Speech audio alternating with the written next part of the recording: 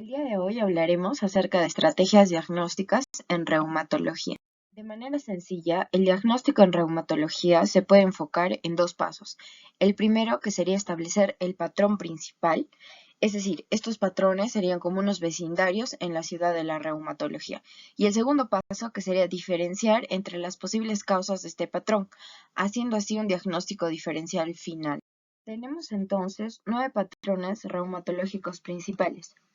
El primero, que sería el síndrome de dolor general; el segundo, el dolor regional; el tercero, el síndrome articular; el cuarto, el dolor de huesos; el quinto, el dolor de cuello y la lumbalgia o el dolor lumbar; el sexto, el síndrome sistémico; y el séptimo, el síndrome muscular.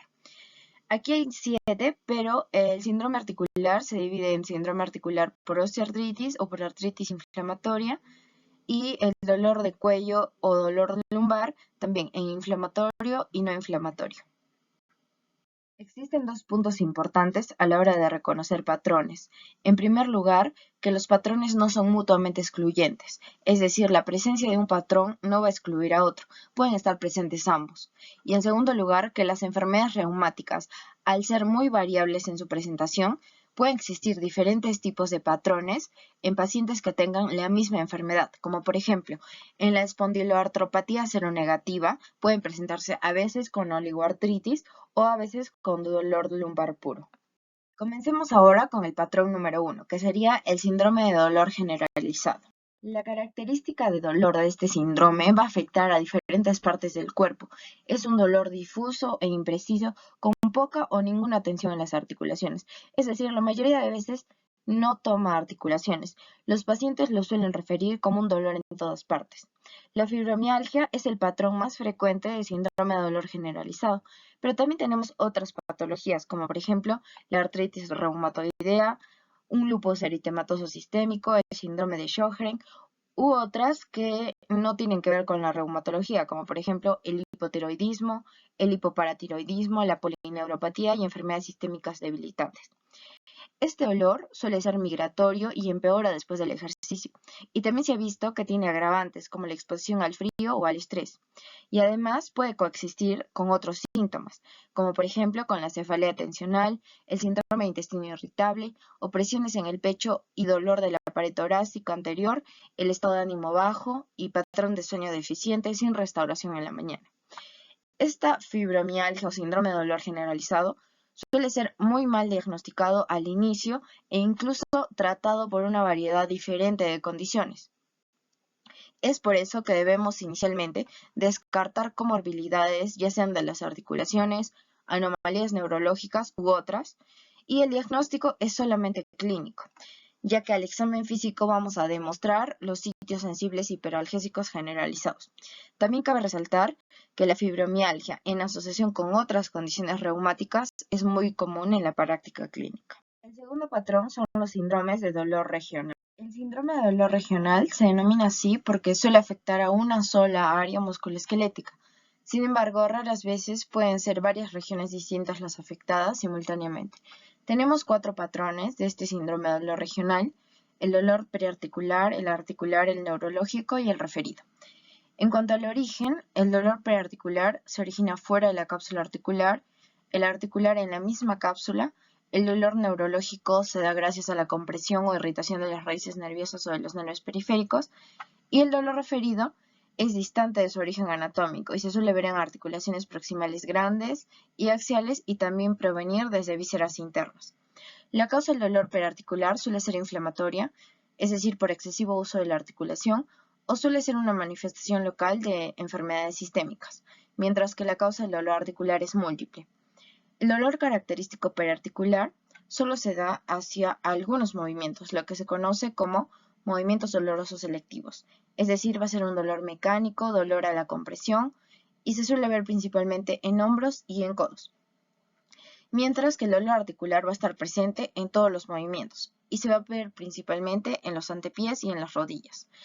El dolor neurológico suele ser agravado por compresión del nervio o por movimiento de la columna afectada, o porque ha habido un aumento de la presión intratecal a la maniobra de Valsalva, ya sea porque el paciente tose o es producido por el médico durante el examen físico.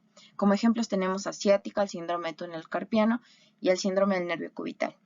En cuanto al dolor referido, este no va a estar relacionado con el movimiento, suele ser mal localizado y amplio, es decir, cuando al paciente se le pregunta, este no suele focalizar su dolor, como por ejemplo en el dolor prearticular o articular, sino que tiene una extensión más amplia y suele mejorar con el frotamiento, muy a diferencia del dolor prearticular y articular, que al frotarlo el dolor suele aumentar. Como ejemplo tenemos a que el movimiento de cadera va a causar un dolor referido en la rodilla y no al revés. El dolor en movimiento va a ser en el periarticular mayor en el activo que en el pasivo, por lo tanto el pasivo no suele estar limitado, mientras que el dolor articular va a ser similar en activo y en pasivo, por lo tanto ambas van a estar limitadas. Y esta limitación suele ser porque hay hinchazón o daño estructural de la articulación. En cuanto al dolor neurológico y referido, si no hay patología asociada, el examen musculoesquelético regional va a ser normal. En cuanto al movimiento por resistencia, sí va a causar un dolor intenso periarticular, mientras que articular no va a haber agravación del dolor porque este dolor va a ser muy similar constantemente. Tampoco va a haber agravación del dolor en el dolor neurológico ni referido. Algunas otras características del dolor periarticular es que no vamos a ver hinchazón, ni calor, ni enrojecimiento, a diferencia del dolor articular, donde sí podemos ver un aumento del calor. Y a veces también podemos encontrar crepitación gruesa, tumefacción capsular, derrame o deformidad, que nos orientan hacia un dolor articular. En cuanto al dolor neurológico, hay disestesia, hormigueo y entumecimiento. A veces se describe como ardor o descarga eléctrica. La atrofia muscular y la pérdida de sensación del pinchazo van a ser características pero tardías. Y aquí tenemos un esquema de las principales localizaciones del dolor referido. En cuanto al examen neurológico, este suele ser normal, a excepción del dolor neurológico, donde puede ser anormal, y en estas ocasiones es la clave del diagnóstico. Entonces debemos hacer pruebas de sensibilidad, de fuerza muscular, de Tinel de Fallen y reflejos tendinosos. El tercer patrón es el síndrome articular, que como podemos ver en la imagen, también es parte del dolor regional. El primer paso entonces es saber si estamos frente a un síndrome articular. Cuando las articulaciones periféricas están comprometidas, los pacientes suelen localizar muy bien el dolor con mucha precisión sobre la o las articulaciones afectadas. Cuando se trata de un dolor glenohumeral, articulaciones sacroiliaca, espinal o de la cadera, estos se pueden presentar como dolores referidos, pero cuanto más abajo sea, va a ser más localizado el dolor en la propia articulación. El segundo paso va a ser definir las 4 características de este patrón articular. La primera, si es inflamatoria o no inflamatoria, el patrón temporal del trastorno, si es aguda o crónica, el patrón especial, si es artritis mono, oligo o poliarticular, y la presencia de intervención, y finalmente la existencia de manifestaciones extraarticulares y o sistémicas. Luego de identificar el síndrome articular, debemos saber si este es inflamatorio o es no inflamatorio. Si es no inflamatorio, estamos frente a la presencia de daño articular u osteoartritis. Y la característica del dolor aquí es que es un dolor mecánico o está relacionado con el uso. El dolor suele aumentar con el uso repetitivo de esa articulación y se alivia con el descanso, y a menudo va a empeorar hacia el final del día. Sin embargo, el dolor de la enfermedad inflamatoria va a ser peor en la mañana y se va a sentir aliviado cuando se levante y cuando comienza a mover el paciente sus articulaciones. En la osteoartritis, el dolor vuelve a aumentar después de descansar y esto puede ir acompañado de rigidez, pero que desaparece en unos pocos minutos. Sin embargo, la rigidez después del descanso en la inflamatoria suele persistir por más de 5 minutos. La rigidez de madrugada en la osteoartritis también es breve y se desgasta en menos de media hora. Sin embargo, la rigidez matutina en la inflamatoria suele ser prolongada, de más de 30 minutos y a veces durante varias horas. Los síntomas en la osteoartritis fluctúan con semanas buenas y semanas malas y cambian lentamente con el tiempo. Sin embargo, en la inflamatoria vamos a ver que hay características además muy inespecíficas como fatiga, pérdida de peso, sudores nocturnos, bajo estado de ánimo e irritabilidad, o simplemente el paciente dice que se siente mal. Y aunque en la osteoartritis los signos pueden detectarse en múltiples articulaciones en el examen, generalmente causan dolor en una o en algunas de las articulaciones en un momento dado. En la inflamatoria también vamos a ver signos y síntomas extraarticulares como uveitis anterior, lesiones cutáneas de pulmón o problemas intestinales. Además, la articulación la vamos a ver con tumefacción, dolor y eritema. Pero cuando encontramos crepitación gruesa, sensibilidad en la línea articular o tumefacción ósea, que se conoce como osteofito, o deformidad que puede estar presente en etapas posteriores, suele evocarnos hacia el daño articular. En la inflamatoria vamos a ver la hipertensión intraarticular gracias al aumento de volumen que se da por todo el mecanismo inflamatorio en la articulación. Entonces, vamos a ver dolor, rigidez y restricción del movimiento. Además, este también puede ser visible y palpable clínicamente. Por lo tanto, los pacientes van a tener una posición la cual es la más cómoda para ellos porque va a minimizar el aumento de la presión y por lo tanto va a disminuir el dolor. Esta es más o menos la posición flexión baja a media y se denomina posición de paquete suelto. En cuanto a las características epidemiológicas, la osteoartritis es en mayores de 40 años principalmente y la inflamatoria en menores de 40 años. Y si en estos pacientes menores de 40 años no es inflamatoria, lo más frecuente también es que sea traumático. La osteoartritis tiene una evolución crónica de años de dolor variable pero que aumenta lentamente, mientras que la inflamatoria es agudo o subagudo. Tiene una duración de días, semanas o meses. En las enfermedades inflamatorias, entonces, como íbamos diciendo, existe la hipertensión intraarticular y esta se da por un aumento de volumen del líquido sinovial, por un aumento de la misma articulación, porque se inflama, se hipertrofia eventualmente y se hincha. Entonces vamos a tener dos posiciones, la del paquete suelto, que es una flexión de media baja, donde el paciente suele sentir disminución del dolor, por lo tanto es una posición cómoda para él, y las del paquete apretado, que suelen ser los extremos del movimiento y que suelen ser los primeros movimientos en ser restringidos en estos pacientes. Tenemos excepciones al cuadro anterior que vimos. Por ejemplo, en la osteoartritis pueden existir brotes de dolor que pueden relacionarse con inflamación menor. Sin embargo, esta inflamación no va a ser destacada clínicamente. Aquí tenemos, por ejemplo, el dolor de la fibromialgia o del síndrome del túnel del carpo, el cual tiene características inflamatorias de predominio matutino, pero no hay inflamación subyacente. Y en la enfermedad inflamatoria de las articulaciones, tenemos la artritis inflamatoria prolongada pero inactiva, la cual puede asociarse con un dolor mecánico que refleja el daño de la articulación causado por la enfermedad inflamatoria. Por ejemplo, el dolor de la tenosinovitis, que puede tener un efecto mecánico. Una vez identificado entonces el patrón de enfermedad articular inflamatorio, vamos a ver qué patrones podemos encontrar dentro de este. Puede ser una artritis de acuerdo al número de articulaciones afectadas, monoartritis, una sola articulación, oligoartritis de 2 a 4 articulaciones y poliartritis más de 4 articulaciones afectadas. Si es agudo versus crónico, si es que es agudo se inicia en horas o en días, si es que es subagudo hasta 6 semanas, si es que es crónico, aparición en semanas, más de 6 semanas o en meses. Si es que es aditivo versus migratorio, si es que es aditivo porque las articulaciones afectadas se van añadiendo progresivamente, si es que es migratorio, es decir, el proceso inflamatorio va de una articulación a otra, si es que es persistente versus recurrente, si es que es persistente una vez que se ha instalado el proceso, va a persistir a lo largo del tiempo más de 6 semanas. Si es que es recurrente, va a haber estos episodios o crisis y artritis separadas por intervalos intercríticos libres de síntomas. Si es que es predominantemente proximal versus predominantemente distal. Proximal si la artritis afecta principalmente a articulaciones grandes y distal si es que afecta a las articulaciones pequeñas, como por ejemplo de manos o de pies, pero también puede haber afectación de ambas, tanto a articulaciones grandes como pequeñas. Si es que es simétrico versus asimétrico. Si es que es simétrico va a afectar aproximadamente a los mismos grupos de articulaciones del otro lado del cuerpo. Y es que es asimétrico porque no existe una relación clara. Puede ser con o sin lumbalgia inflamatoria o con o sin manifestaciones sistémicas. Vamos a ver ahora cada uno de estos patrones, donde tenemos a la monoartritis, oligoartritis, poliartritis, oligopoliartritis y artritis periódica con fiebre. Comenzando entonces por la monoartritis y la poliartritis. Monoartritis porque afecta a una sola articulación y puede ser aguda o puede ser crónica. La aguda porque aparece en días u horas y la crónica porque tiene un curso indolente, por lo tanto suele aparecer en semanas o incluso meses.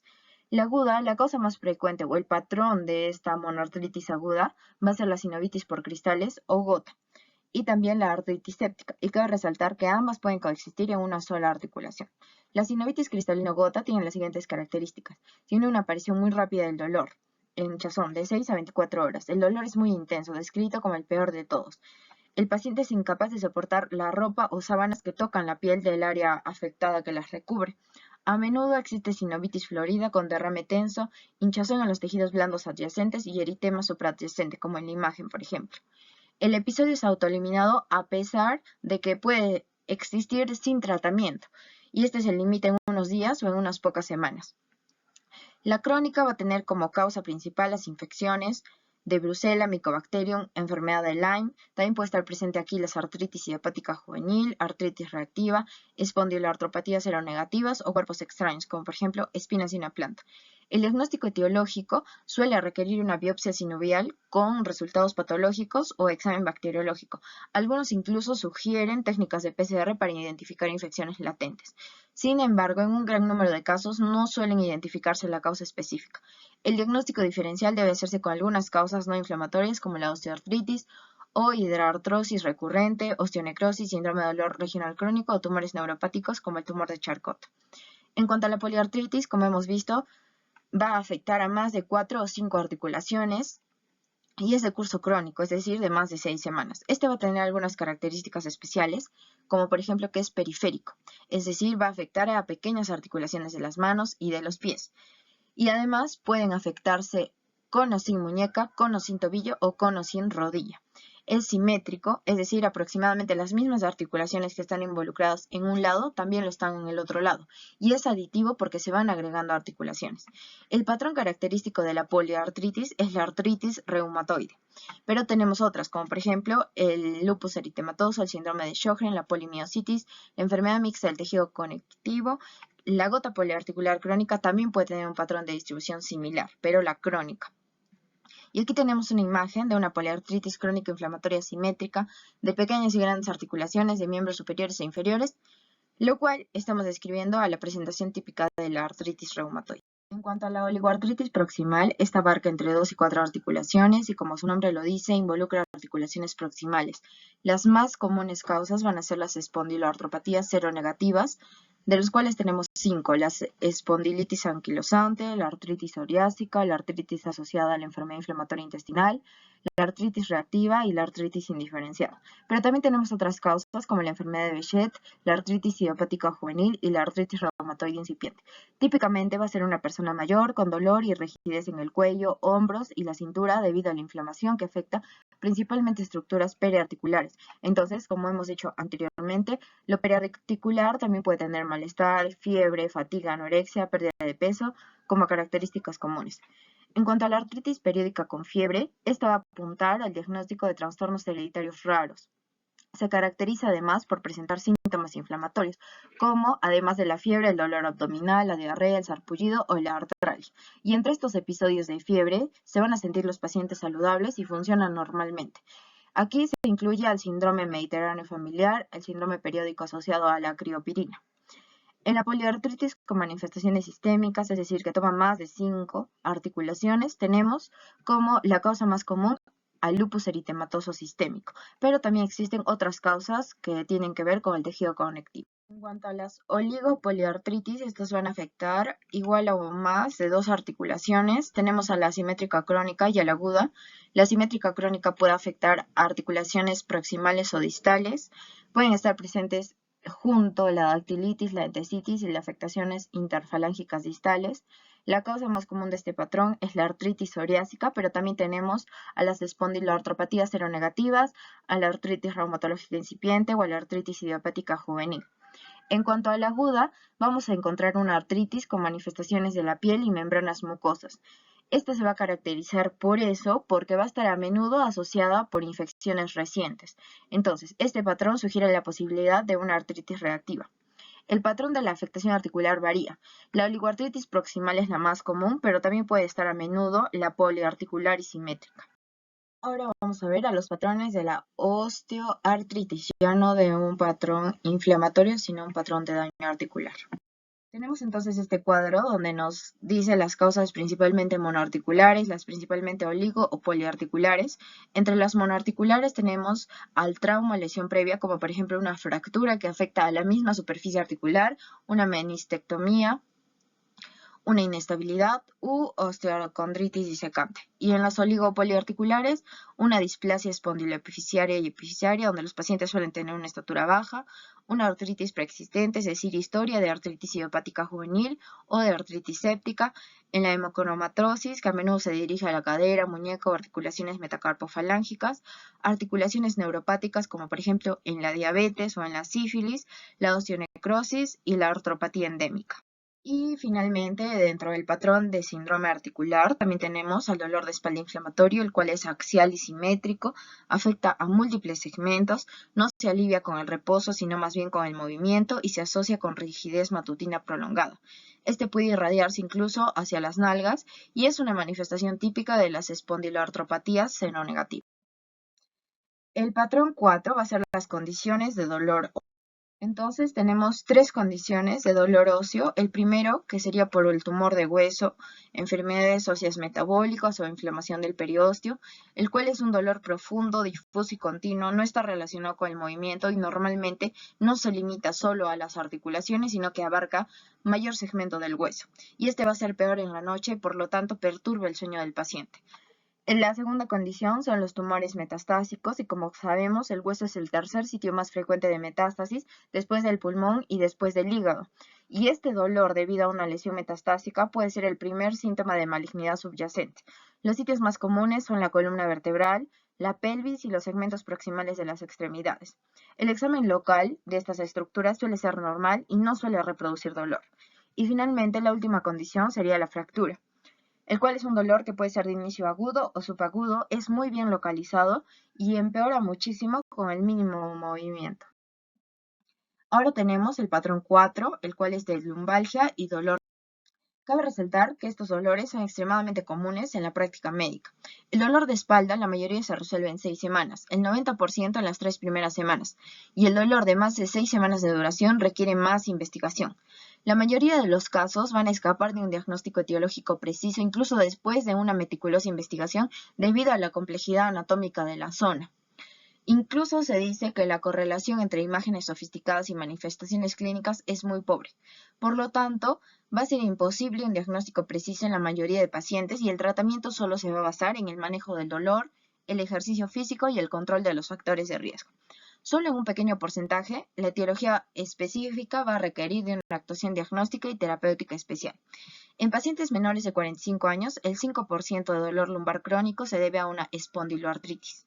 En muy pocos casos, las causas subyacentes son graves, como por ejemplo malignidad o infección, y caso sea, va a requerir mayor investigación y un tratamiento específico.